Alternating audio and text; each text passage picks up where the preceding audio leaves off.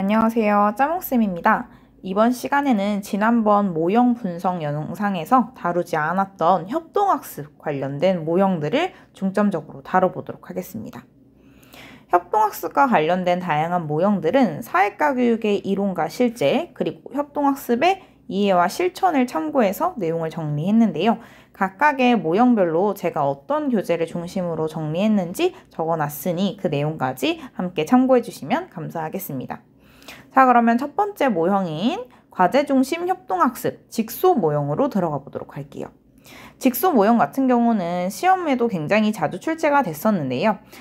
직소 1 모형도 있는데 저는 보통 직소 2 모형을 중심으로 연습을 진행을 했습니다.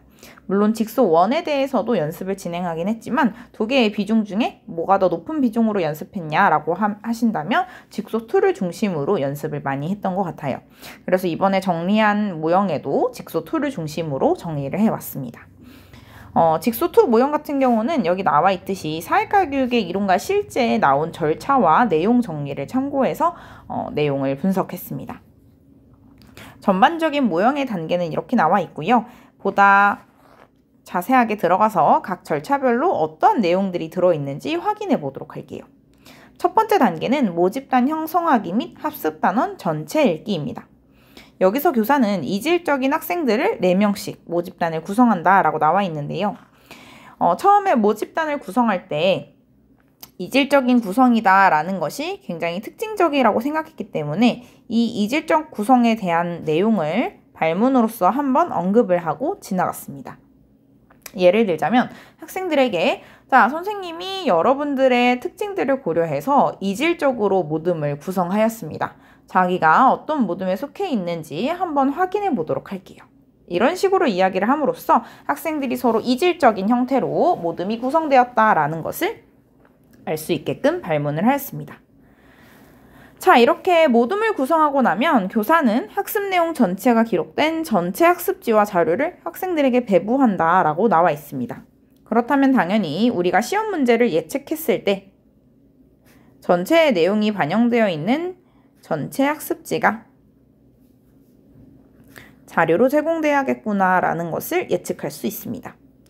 자, 학생들에게 이렇게 학습지를 제공하고 나면 교사는 학생들이 교과서 학습단원 전체를 읽고 학습의 전체적인 맥락과 흐름을 파악한 다음에 학습 내용과 소집단 활동에 대한 방법을 자세하게 안내한다 라고 나와 있습니다.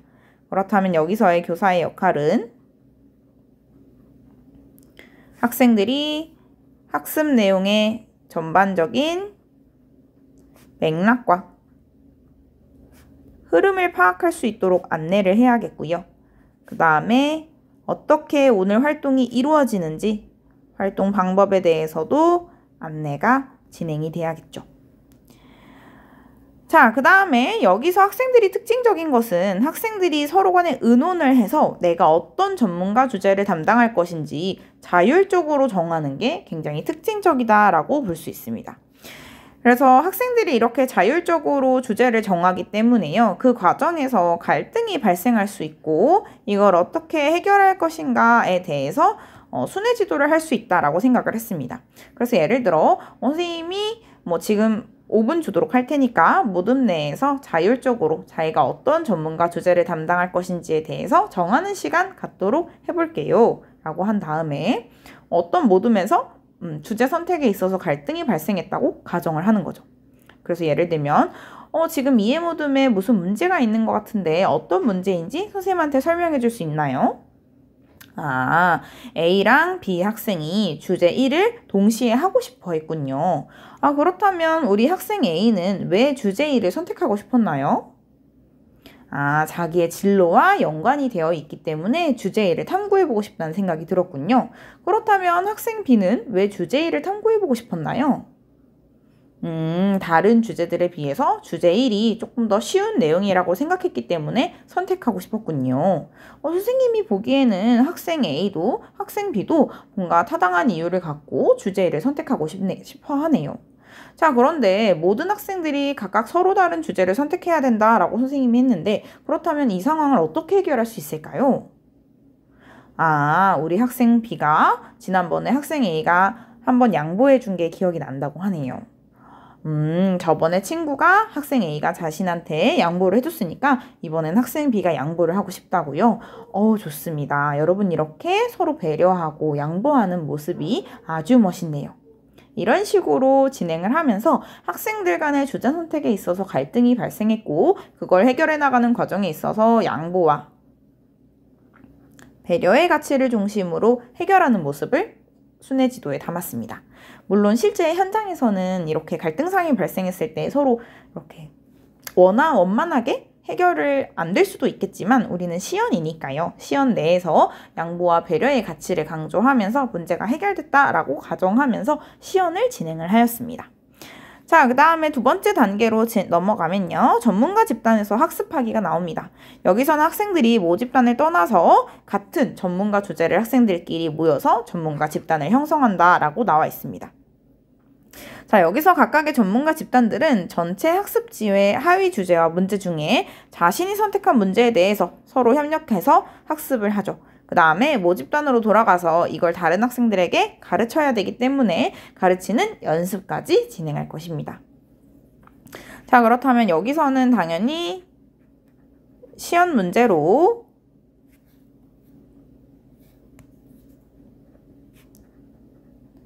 전문가 학생들이 다루게 될 자료들이 제시되겠죠. 그래서 각각의 전문가 주제별로 제공되는 자료들이 다양하기 때문에 저는 여기서 한 2개에서 3개의 자료들을 제공하면서 각각의 전문가 활동들의 내용을 분석할 수 있게끔 진행을 하였습니다. 자, 그 다음에 여기서의 교사는 학생들이 자료 분석이 잘 되게끔 지도를 해야 할 거고요. 그 다음에 다시 원모듬으로 돌아가서 다른 친구를 가르쳐야 되기 때문에 전문가 역할을 잘 수행할 수 있도록 지도해야겠다라는 것을 확인할 수 있습니다. 자, 그런데 여기서는 학생들이 전문가 집단으로 이동을 하기 때문에요. 이 이동하는 과정에서 안전에 대한 지도를 반드시 포함했습니다. 그래서 학생들에게 자, 지금부터 전문가 모듬으로 이동해서 전문가 활동을 진행할 건데요. 이동을 할 때에는 서로 부딪히지 않게 조심해서 안전하게 이동하도록 하겠습니다. 라는 식으로 언급하면서 교실 내에서의 안전지도를 진행할 수 있게끔 발문으로 진행을 하였습니다. 자, 그래서 학생들이 전문가 집단에서 활동이 다 완료가 되면 다시 모집단으로 돌아와서 모집단을 형성한 다음에 다른 친구를 가르쳐주는 활동을 진행하게 됩니다. 그래서 이때 어떻게 가르치냐라고 했을 때 개론서에 나와 있는 내용을 살펴보면 각 구성원들이 돌아가면서 하위 주제에 대한 자신의 의견, 즉 자신이 조사한 내용을 발표하고요. 나머지 학생들은 그것에 대해서 질문을 하게 됩니다. 그러면 해당 전문가 학생은 그것에 대해서 답변을 하겠죠. 이런 식으로 하위 주제에 대해 서로 질문하고 토론하는 과정을 거치면서 전문가 내용에 대한 학습을 모집단에서 하고 있다라는 것을 확인할 수 있습니다. 자, 그렇다면 여기서도 마찬가지로 시연이 이루어진다면 학생들이 전반적으로 토의하고 내용을 정리하는 것과 관련된 학습지가 있어도 좋을 것 같고요. 여기서의 교사의 역할은 학생들 간의 의사소통이라던가 협동이 잘 이루어질 수 있도록 지도하는 역할이 필요하겠죠. 자, 그래서 모집단에서 학생들끼리 서로 배우는 과정이 끝나면 그 다음에는 정답지를 제공합니다. 즉, 학생들끼리 각각의 전문가 집단에서 배워서 왔고 그 다음에 모집단에서 서로 학습을 진행했는데 그게 전반적으로 수행이 잘 됐는지 채점에서 틀린 부분에 대해서 수정할 수 있는 기회를 제공합니다. 자, 그렇다면 여기에서도 시연을 할 때에는 정답지가 제공돼야 될 거고요. 교사는 학생들의 틀린 내용을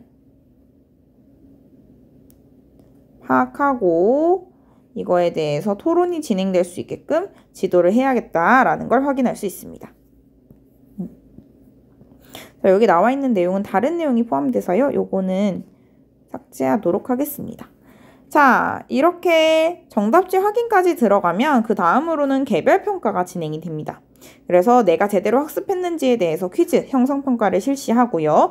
이것에 대해서 보상을 하게 되는데 직소2에서의 가장 중요한 점은 이거였죠. 학생들이 기존에 받았던 기본 점수와 현재 점수를 비교해서 향상 점수를 계산하고 이것에 대한 집단 보상을 실시한다라는 것을 특징적으로 확인할 수 있습니다. 그래서 이 부분에 대해서는 초반에 절차를 안내할 때 강조해서 학생들에게 발문을 진행을 하였습니다. 그래서 직소2 모형에서는 우리가 향상 점수에 의한 집단 보상이 되고 있으니 오늘도 성장 가득한 모습을 보여달라 라는 식으로 발문을 진행하면서 이 직소2 모형의 특징적인 점을 파악할 수 있도록 하였습니다. 그래서 직소2 모형의 전반적인 흐름은 이렇게 진행이 되고요. 보통 직소 모형 같은 경우는 1에서 2단계 정도의 수준에서 시험 문제를 만들고 이것들을 중심으로 시연 연습을 진행을 하였습니다. 자, 그렇다면 두 번째 모형으로 넘어가 보도록 하겠습니다. 자, 두 번째 모형은 STAD, 집단성취 분단 모형인데요. 집단성취 분단 모형 같은 경우는 직소 모형이랑 연결돼서 함께 나오기도 했고요. 실제로 단독 출제가 된 경험도 있었기 때문에 이번 분석에 포함을 시켰습니다. 마찬가지로 STAD 모형도 사회과 교육의 이론과 실제 내용을 참고해서 절차와 그의 핵심적인 내용들을 파악했습니다. 자세한 내용으로 들어가면 첫 번째는 교사의 수업 안내가 진행이 됩니다. 여기서도 마찬가지로 학생들의 이질적인 구성을 하는데요. 당연히 이질적 구성이기 때문에 이질적 구성에 대한 언급을 발문으로 진행을 하였습니다. 그래서 마찬가지로 선생님이 지금 여러분들의 특징을 고려해서 이질적으로 모둠을 구성했습니다. 라는 발문을 통해서 이 모형의 특징을 교사가 알고 있다라는 걸 시연을 통해 보였습니다. 자, 이렇게 모둠을 구성하고 나면요. 교사는 다양한 방법을 통해 학습 내용을 학생들에게 소개를 하고요. 모집단이 어떻게 소집단이 활동이 되는지, 어떻게 보상이 되는지 전반적인 방법에 대해서 안내를 진행하고 있습니다. 그래서 여기서의 시험 문제를 예측하자면 학습 내용과 관련된 자료가 있어야 될 거고요. 그 다음에 활동과 관련된 자료가 제공되어야겠다라는 것을 확인할 수 있습니다. 그 다음에 여기서의 교사의 역할은 당연히 학습 내용을 소개해야 되고요. 그 다음에 활동에 대한 안내가 이루어져야 되겠다라는 것을 파악할 수 있습니다. 자, 이렇게 첫 번째 단계가 지나고 나면 두 번째 단계인 소집단 학습과 토론이 진행이 되게 됩니다. 자, 여기서 교사는 각 소집단에게 학습지와 학습 자료를 배부하고요. 처음에 학생들은 그 문제에 대해서 잠정적으로 자신의 답을 1차적으로 적습니다. 그 다음에 적은 내용에 대해서 학생들끼리 돌아가면서 자료를 읽고 협력한 다음에 그 문제를 함께 다시 해결해 나가는 과정을 거치게 됩니다. 그래서 여기서는 의견이 다르면 토론을 통해 한 가지 해답을 합의하게 되는데요.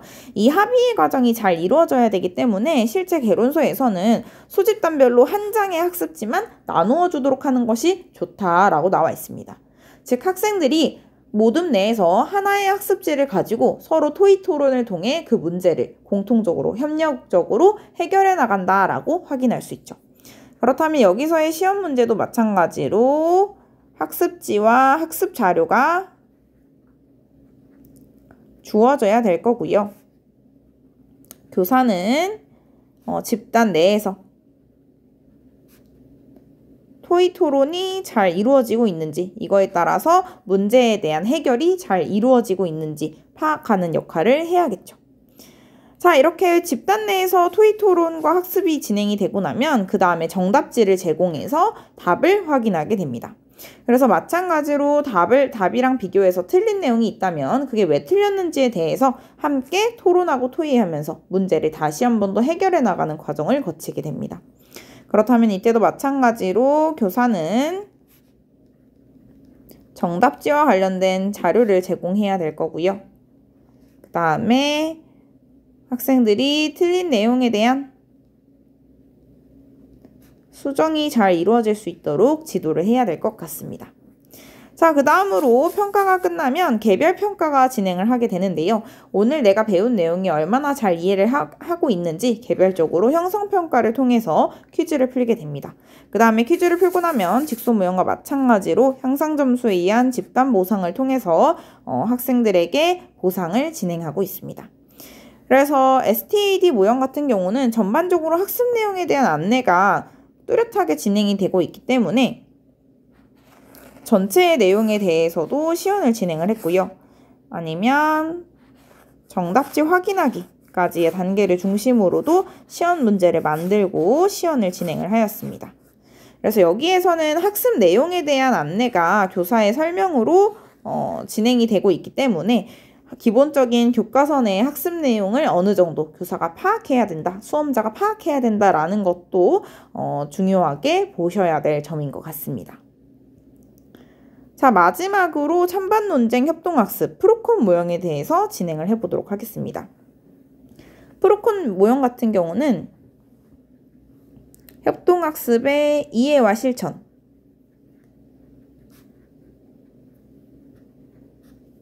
이 책을 중심으로 내용을 정리했고요. 전반적인 흐름까지 파악을 진행을 하였습니다. 본격적으로 내용을 들어가면 사실 협동학습의 이해와 실천에서는 각 모형에 대한 절차가 1단계부터 7단계까지 숫자로 표현이 되어 있습니다. 그래서 제가 각각의 절차에 대한 그 이름을 파악하기 위해서 이 이름은 다른 자료를 통해서 파악을 했고요. 이 내용을 중심으로 각각의 절차에 대한 설명은 협동학습의 이해와 실천을 중심으로 파악했다는 점 참고 부탁드릴게요. 자, 첫 번째 단계인 문제 제기가 등장을 하게 됩니다. 여기에서는 논쟁적인 문제 상황과 관련된 자료를 제공하는데요. 뉴스라던가 신문 기사 같은 것들을 시청각 자료로 제공하면서 논쟁적인 문제 상황이 현재 발생하고 있다라는 것을 파악할 수 있게끔 하였습니다. 그래서 여기서의 시험 문제를 예상해 본다면 논쟁적인 문제 상황과 관련된 자료가 제시돼야 될 거고요. 교사는 학생들이 문제 사태를 파악할 수 있도록 안내를 해야 합니다. 자, 두 번째 단계는 모둠 구성 및 모둠 내 소집단, 미니 모둠 구성입니다. 그래서 일단 첫 번째로는 이질적인 원모둠을 구성을 합니다. 당연히 이질적 구성이기 때문에 마찬가지로 이질적으로 구성을 하고 있다라는 것들을 안내를 했고요. 모둠을 구성하고 나면 그 모둠 안에서 찬성, 반대 또는 서로 다른 입장을 갖고 있는 두 명으로 미디 모둠을 구성을 하게 됩니다. 즉, 전체에 1모둠이 있으면 1모둠 내에 찬성과 반대를 갖고 있는 미니 모둠을 한 모둠에 다 구성을 하는 거죠. 자, 마찬가지로 이 상황에서도 학생들이 자유롭게 찬성, 반대를 선택하게 되는데 사실 4명이라고 가정했을 때 찬성 2명, 반대 2명 이렇게 아름답게 형성이 되지는 않겠죠. 그래서 찬반을 선택하는 과정에서도 마찬가지로 갈등이 발생하고 있다라는 걸 가정한 다음에 이걸 해결하는 과정을 순회지도로 진행을 하였습니다. 그런데 이걸 해결할 때 있어서 가장 특징적인 건 서로 양보하고 배려한다는 가치도 중요하긴 하지만 이 프로콘 모형의 특징을 활용하는 것이 보다 좋은 해결책이었습니다. 프로콘 모형에서는 찬성과 반대의 모든 입장들을 경험을 하게 되는데요. 즉, 내가 지금 찬성을 선택했다 할지라도 이 다음 두 번째 토론에서는 서로 입장을 바꾸어서 재토론하는 기회가 제공된다라는 겁니다. 그래서 프로콘 모형에서의 핵심적인 것들은 마지막 종합 단계, 즉 하나의 입장을 고수하면서 싸우려고 하는 토론이 아니라 서로 토의 토론의 과정을 거치면서 하나의 더 나은 대안을 모색하려는 게 이 모형의 특징이라고 할 수 있습니다. 그래서 그 과정이기 때문에 어떤 한 입장을 고수하기보다는 조금 더 넓은 마음으로 다양성을 열어놓고 모든 모형을 내가 오늘 경험하겠다라는 태도로서 첫 번째 선택을 가볍게 할 수 있도록 진행을 하였습니다. 그래서 학생들이 예를 들어 모든 학생들이 3명 대 1로 찬성을 선택했다면 프로콘 모형의 특징을 설명하겠죠. 자, 여러분, 우리 오늘 배우는 찬반 논쟁, 협동학습의 특징이 무엇이었죠? 그렇죠. 내가 오늘 찬성의 입장만 경험하는 것이 아니라 반대의 입장도 경험하면서 우리 서로 대안을 모색해보는 것이 이 수업의 핵심이었죠. 그렇다면 내가 지금 찬성을 선택한다고 했을 때 이 두 번째 토론에서는 어떤 입장을 선택하게 될까요? 그렇죠. 찬성과 다른 입장인 반대의 입장도 경험을 하게 되겠죠. 이처럼 우리가 오늘은 찬성과 반대 중에 하나의 입장만을 고수하면서 진행하는 것이 아니라 찬성과 반대 입장을 모두 경험하는 수업이라고 할 수 있겠어요. 그렇다면 찬성을 선택한 3명의 친구 중에 1명의 친구가 양보를 해서 첫 번째로 반대의 입장을 먼저 경험해 볼 수 있을까요? 이런 식으로 안내를 함으로써 학생들끼리의 찬성 반대 상황에서의 갈등을 그 모형에 대한 특징과 양보, 배려하는 자세로 해결할 수 있도록 순회 지도를 진행하였습니다. 자, 이렇게 모둠 내에서 미니 모둠을 구성하게 되면요. 그 다음으로 입장 정리로 들어가게 됩니다. 즉, 내가 첫 번째로 선택한 주장에 대해서 근거를 찾고 자신이 뭐라고 발표할 것인지 입장을 정리하는 단계인데요. 여기서도 마찬가지로 조그맣게 절차가 있는데 일단 논쟁 문제에 대한 정보를 확인을 해야 합니다. 그 다음에 그 문제 안에 있는 사실과 가치를 확인을 하고요. 내가 자료를 수집하고 그 자료를 정리해서 비판을 준비하고 이것을 하나의 문장으로 정리해서 요약합니다. 이런 상황이기 때문에 당연히 시험 문제 같은 경우는 자신의 입장에 대해서 자료를 정리해 볼 수 있는 참고 자료가 제공이 돼야겠죠. 찬성 측 입장에 대한 자료와 반대 측 입장에 대한 자료가 모두 제시돼야겠죠. 자, 그 다음에 이때의 교사는 학생들이 자신의 입장을 적절하게, 타당하게 분석하고 정리할 수 있도록 지도를 해야 됩니다. 자, 이렇게 입장 정리가 끝나면 1차 토론이 진행을 하게 됩니다. 1차 토론 같은 경우는 첫 번째 선택한 입장의 위치에서 상대편에 대해서 의견을 발표하고 반박하는 과정을 거치면서 토론이 진행을 하게 됩니다. 저는 1차 토론이 끝나고 나면은 간략하게 내용을 판서로 정리를 하였는데요. 전반적인 내용이 어떻게 파악했는지 확인하기 위해서 찬성 측 입장에서는 어떤 입장이 나왔는지, 반대 측 입장에서는 어떤 입장이 나왔는지를 간략하게 정리를 진행하였습니다. 자, 이렇게 정리가 되고 나면 그 다음 프로콘에서 가장 특징적인 내용이 나오게 되죠. 개념 갈등과 불확실성의 경험입니다. 학생들이 우선적으로 1차 선택한 입장을 갖고 토론을 하다 보면 상대방의 말도 맞는 것 같고 내가 갖고 있는 개념에 대해서 흔들리는 불확실성을 경험을 하게 됩니다. 저는 이것을 뚜렷하게 시연을 하였는데요. 예를 들어 1차 토론이 끝나고 자, 여러분 1차 토론이 종료가 되었습니다.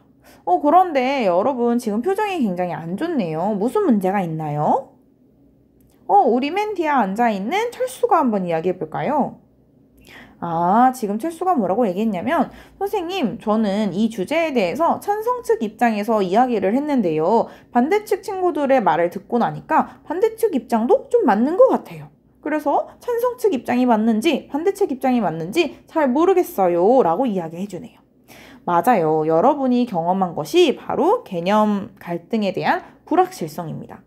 여러분이 하나의 주제에 대해서 한 가지 입장을 1차 토론으로 제시를 했었는데요. 상대 측 입장을 경험하고 났더니 상대 측의 입장도 맞는 것 같다라는 생각이 드는 건 자연스러운 거겠죠.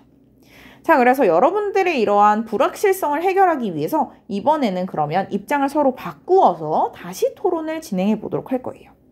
이런 식으로 학생들이 지금 개념 갈등과 불확실성을 강하게 겪고 있고 이걸 해결하기 위해서 서로 입장을 바꾸어서 다시 토론을 진행한다라는 식으로 모형을 진행하였습니다. 그래서 학생들끼리 이렇게 개념 갈등을 겪고 나면요. 그 다음은 입장을 바꾸어서 재토론을 진행을 하게 됩니다. 자, 여기서의 중요한 점은 내가 상대의 주장이 돼서 나라면 상대방 입장에서는 이렇게 말했을 텐데 라는 것들을 제시하는 게 중요한 포인트입니다. 즉, 내가 1차 토론 때는 찬성이었는데 내가 반대라면 난 이렇게 얘기했을 거야 라는 것들을 입장을 바꾼 상태에서 말을 해보는 거죠.